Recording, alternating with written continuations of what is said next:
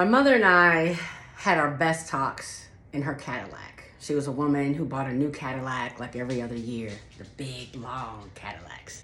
And I remember one time during one of our drives slash talks, I tell her, I'm depressed, Mom, I'm just depressed.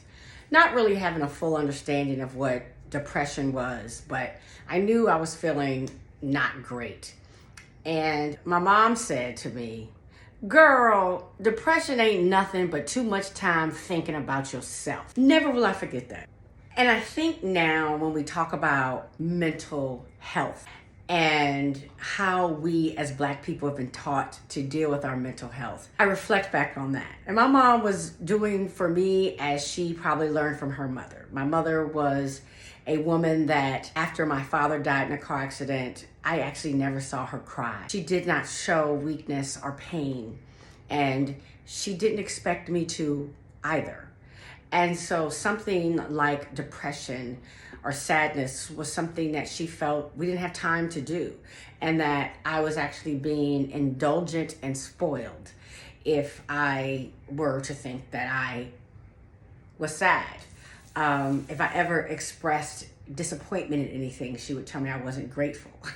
And so it was all about being grateful all the time. And yes, you should be grateful, but you should be able to be disappointed too.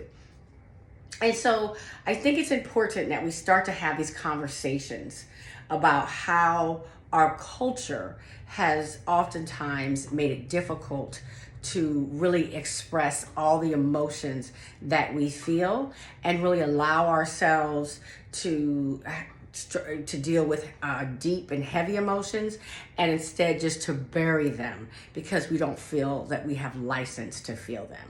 You know, even to the point that when my mother died, and we no longer could have those drives, I reflected and thought to myself, she taught me so much during those drives. It was almost as if she knew that she was going to die young. The only thing she did not teach me was how to be sad. She did not teach me how to mourn her death.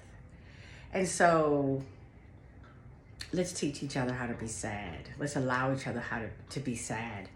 Let's talk about our emotions and recognize and remember that we are whole human beings. We really have to take care of our mental health as Black people. We deserve it.